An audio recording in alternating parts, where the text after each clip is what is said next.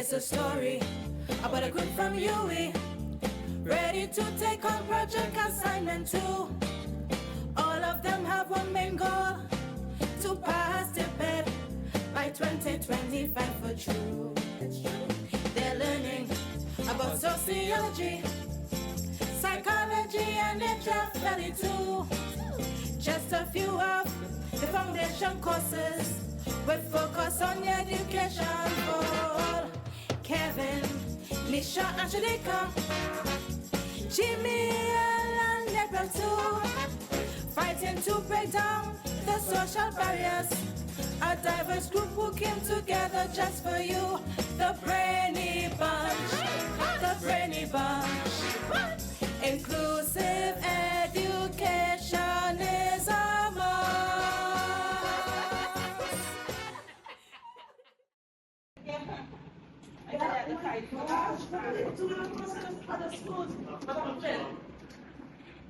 You have to martial language. Okay. Yeah, good morning, sir. Excuse me. Government student today. Hola, tidy you can? Oh, what? Oh, they will let everybody inside. Hello everybody, my name is Astrid. Welcome, Ashley. Whatever they are saying, I'm talking to us.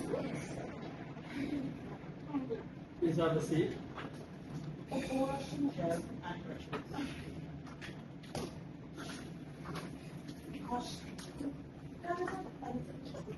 Right, good morning everyone. Good morning, sir. And I have a volunteer to read what's on the board today. Finn, come on, do your thing.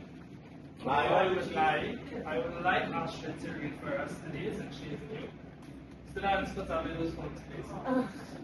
Biology.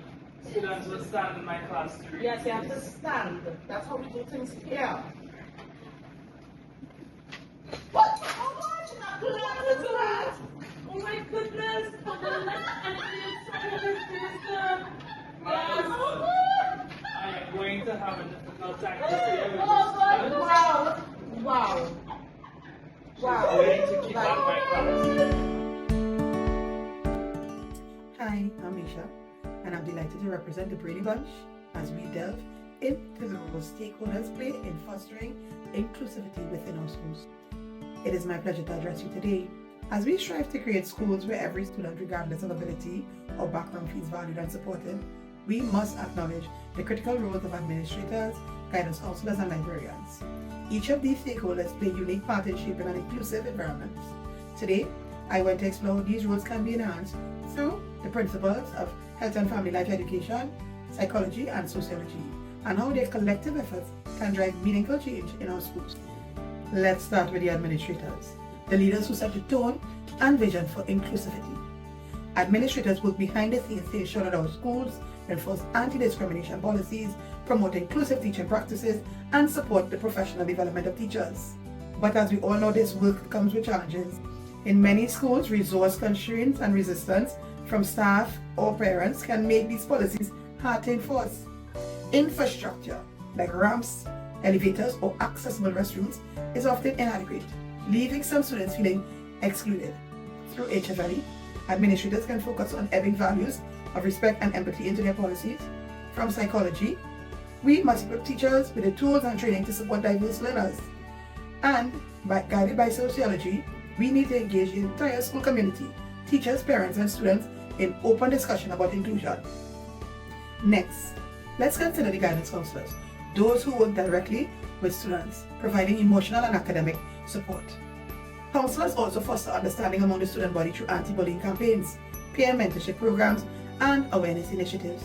However, many challenges include high student-to-counselor ratios and sufficient training in supporting students with disabilities.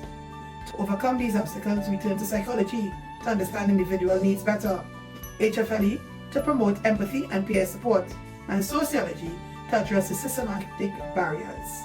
Finally, let's talk about the role of librarians. Libraries are more than just a place to borrow books. They are hubs for knowledge, culture, and connection. But there is still work to be done. Many school libraries lack the assistive technology and accessible materials that some students need to thrive. Physically, libraries are often not designed with accessibility in mind, making them difficult to navigate for students with disabilities. Through HFLE, librarians can foster cultural awareness by curating diverse collections. Using psychology, they can create welcoming spaces that support mental well-being. And with insights from sociology, they can address structural barriers that exclude certain students. The power of collaboration. While administrators, counselors, and librarians each have their own responsibilities, true inclusivity requires all of them to work together to build a culture of empathy, understanding, and shared responsibility. As mentioned by my colleague, schools will need to enforce HFLE and psychological policies because students with disabilities in secondary schools encounter psychological and social challenges that require tailored intervention. And here we look at psychological theories and health and family life education principles that help promote their holistic development and inclusion. Erickson's psychosocial theory emphasizes the stage of identity versus role confusion, critical during adolescence.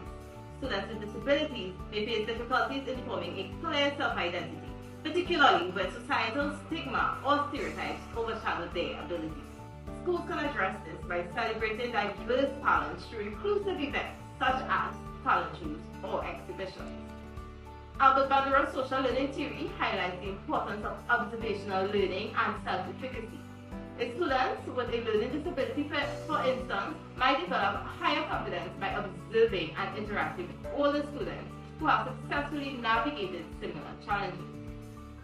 Mentorship programs can be introduced where alumni with disabilities share their experiences and strategies for success, fostering self-belief in current students. Providing targeted support such as counseling sessions, peer support groups, and access to assistive technologies help these students overcome feelings of isolation and promote mental well-being. The EDFA policy offers an inclusive approach that focuses on specific needs of students with physical disabilities, helping them overcome barriers to participation in both academic and social life. Promoting inclusive education in terms of all students, regardless of ability, to engage in learning experiences that promote mutual respect, empathy, and understanding. EDFA helps to break down stigma and creates an environment where students feel accepted and valued. In terms of the social and emotional development, EDFA fosters a sense of self-worth, resilience, and coping strategies for dealing with challenges such as discrimination or isolation.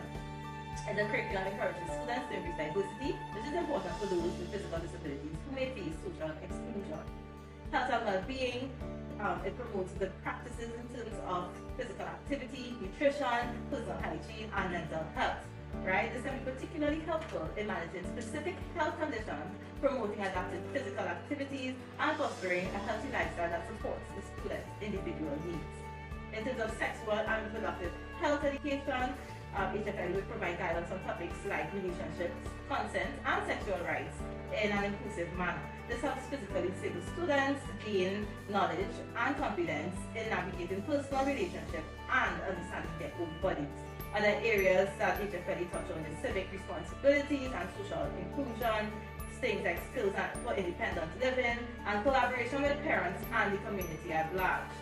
Also, specialized support systems, where teachers collaborate with specialized support services such as counselors, physiotherapists, and occupational therapists to address the unique needs of physically disabled students. As previously mentioned, we see how useful and needful foundation principles such as HFLE are in the classroom, especially where it pertains to inclusive education. Therefore, we need to know about humanism and discourse theory. Inclusivity is based on a humanistic perspective, which ensures that all learners, particularly those with disabilities or unique needs, are accepted into the regular classroom. Humanism in the classroom is practiced through environmental adaptations and facilitations such as learning and teaching aids, technological devices, infrastructural changes, and adaptations such as ramps to facilitate wheelchairs, and strategies which develop independence. We will see in the next scenario how, with sensitization programs hosted by the guidance officer and support, Mr. Chase was able to deal with the circumstance of having a new student who is physically disabled. Students who are differently abled must have access to all learning resources, as we understand that the primary aim of inclusive education is to develop approaches that are characterized by adaptability. Teachers have found technology to be quite beneficial in accommodating the needs of students with physical disabilities. Discourse theory postulates that certain groups and people and agencies are in a position to influence the pool of knowledge and by extension help create change through discourse. Through Big D discourse in particular, global agencies such as UNESCO and their policy on inclusive education have taken steps to create change and dialogue regarding inclusion of students with disabilities so that we can better treat with students with special learning needs. On a local level, the Ministry of Education, with its policy on inclusive education, have made attempts to include students with special learning needs into the regular classroom through provision of learning resources such as devices, teacher training, several sensitization programs, and the remodeling of some schools to include ramps and other accommodations. UNESCO has encouraged stakeholder involvement in inclusive education through campaigns, community engagement, and research that have provided meaningful data on inclusion. However, implementing recommendations based on policies have come with challenges, as infrastructural changes require much finance and access to resources may be limited, as well as students and schools do not have facilitations for devices. Also, insufficient training for teachers in the area of special education, and the provision of tutors for students with special learning needs. So we have to look to the future and offset these challenges and implement recommendations that will provide a more inclusive education for students with disabilities. Brainy. Good day, everyone. Today we are discussing a revolutionary initiative for creating inclusive classrooms in Trinidad and Tobago. The Brainy Bunch Policy. Yes, it's called Brainy for a reason. It's about using our collective smarts to support students living with disabilities. Let's be real. In today's classroom, it sometimes feels like the teacher needs superpowers to juggle all of their responsibilities. Luckily, this policy isn't asking you to wear cape. Just to work smarter, not harder. Now, let's dive into the heart of the matter, teachers. We love our teachers. They are the backbone of every education system. But as one qualified social worker aptly pointed out, some teachers feel like they are being tossed into the deep end without a life jacket when it comes to dealing with students who live with a disability. That's why the Brainy Bunch policy, designed to support existing policies, emphasizes teacher training and awareness. Picture this: at the start of each school year, teachers participate in tailored workshops to their school's specific needs, led by key in-house specialists like social workers, guidance officers, and teacher aides, the folks who understand terrain better than Google Maps. Now, let's talk about the other MVPs in this equation: parents and the community. Imagine trying to cook a caterpillar without salt.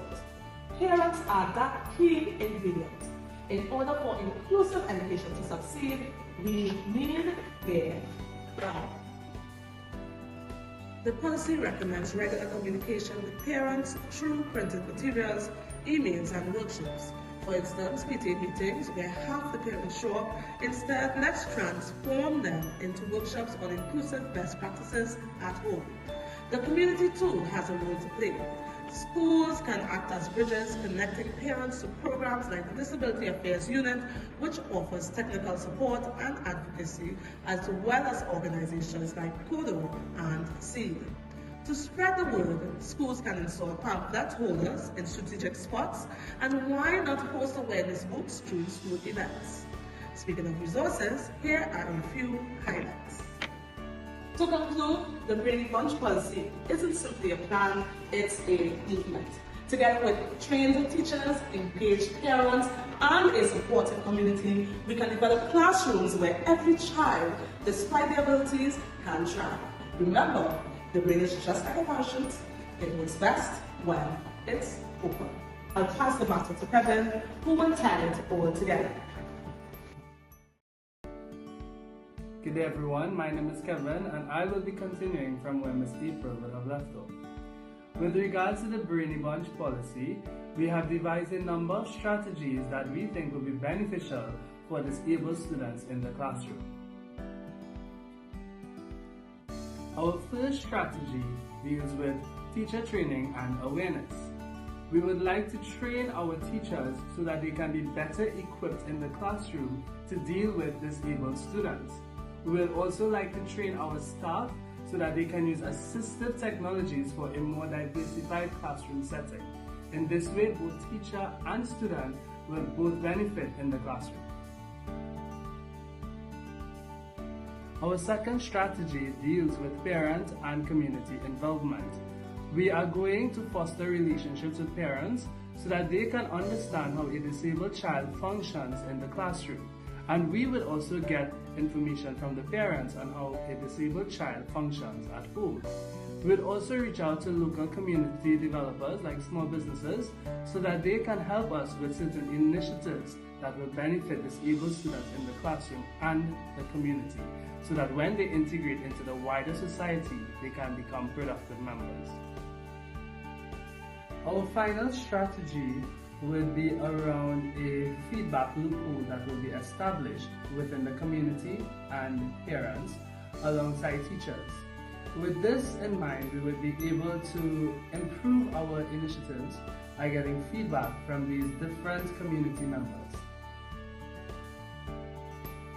Alongside our strategies, the Brainy Bunch policy comes with 3 major goals in mind. Our first goal is empowerment. In this way, we like to encourage these disabled students so that they can reach and exceed their full potential. Our second goal is called integration. So we will develop social groups and social settings for these children to integrate with other students. And our final goal is adaptability and sustainability. In this way, we are building a scalable and adaptable approach so that it can be enhanced or changed and improved in the future for the benefit of both teacher, staff, student, and the community.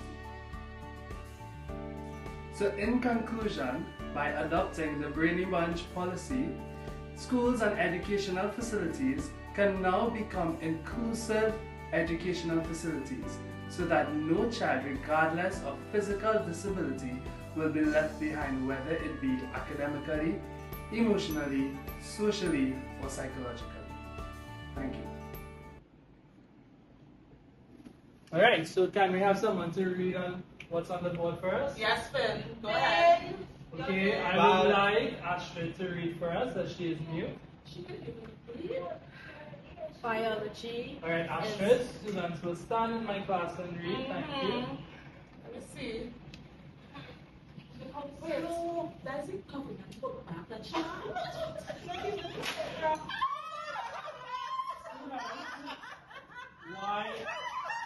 Why are we laughing? Can we try, like Finn, to understand Astrid's situation? Astrid, can you please explain to us what is happening? I was actually in a really bad car accident and I had an operation on my leg, but it wasn't 100% successful. So now I work with her. Yeah, but that's not was about cards, though. Just like that. So now, do you all remember the workshop we had with Ms. Callista? Yes, yes, sir. And do you remember the Brainy Bunch approach? Yes, yes, sir. So now we can adopt this in our everyday life. Yes, yes, sir.